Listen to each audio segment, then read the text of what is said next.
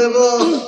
কালকে যখন ওনাকে পুলিশ হয়েছে থানায় যখন ধরছে তখন বলতেছে যে আপু আমার জন্য আর্জেন্টিনা জার্সি আনবে না। ছোটটা বলছে যে আনবে না। আমি বাবা তোমার বাইরে দাঁড়াও। ছোট 8 মাসের যে বাচ্চাটা আমার ভাইয়ের কুলো যখন দিছি এই মাসুম এই 8 মাসের বাচ্চাটা ওর গালের সাথে লেগে আছে। হয়তো উনি জানে যে ওনার বাবা আর আসবে না। কিন্তু আজকে 9টা 10 মিনিটে যখন আমাকে জেল কারাগার থেকে ফোন দেয় আপনার ভাই নুর আলমের কি হন আপনি, আমি বলছি যে আমি ওনার বড় ভাই।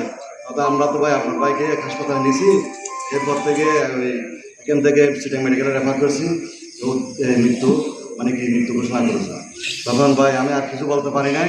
আমি আমাদের দাবি হচ্ছে ওনাকে যে গতকালকে গ্রেফতার করা হয়েছে এবং সালাম দেওয়া হয়েছে উনি সুস্থ মানুষ ছিলেন। সর্বশেষ উনি জেলখানায় যখন যায় তখনও সুস্থ ছিলেন। আমরা জানতে পেরেছি আজকে ওনার রক্ত হয়েছে এবং গেছে সেখানে সামনে থেকে ওনাকে গ্রেফতার করা হয়েছে এবং গ্রেফতার করে আমি প্রশাসন সহ যারা অ্যারেস্ট করেছেন রাজনৈতিক ব্যক্তিকে আমরা আমার জানার মধ্যে পুরো ব্যক্তিকে রাজনৈতিক গিয়ে অ্যারেস্ট করার সময় স্থানীয় রাজনৈতিক দল থেকে একটা মতামত দিতে হবে। এটা হয়তো বিএনপির পক্ষ থেকে হবে, না হয় জামাতের পক্ষ থেকে হবে, না হয় এনসিপির পক্ষ থেকে হবে।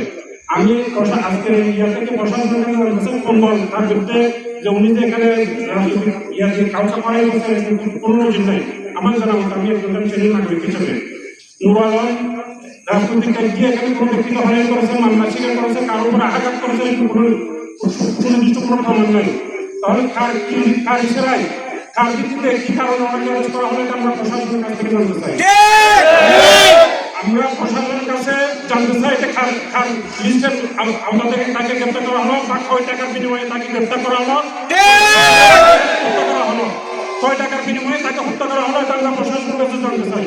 আমরা যদি এর পরবর্তীতে একটু সুষ্ঠু তদন্ত না হয়, আমাদের এখানে কিছুদিন আগে একটা এখানে মার্ডার হয়েছে, হত্যা হয়েছে, এটা যথাযথ তদন্ত এবং অপরাধীদের গ্রেপ্তার না করার কারণে আজকে হত্যাকাণ্ডটা সংঘটিত হয়েছে। এই হত্যাকাণ্ড যদি যথাযথ তদন্ত এবং অপরাধীরা যদি বিচার আওতায় আসে তাহলে ভবিষ্যতে আপনাদের যে কারণ মৃত্যুর জন্য আমাদেরকে অপেক্ষা করতে হবে। আমি সেজন্য প্রশাসন সহ এলাকার সর্বস্তরে জনসাধারণ অনুরোধ করবো, আসুন আমরা সমস্ত অন্যায়ের বিরুদ্ধে আমরা প্রতিবাদ করবো, না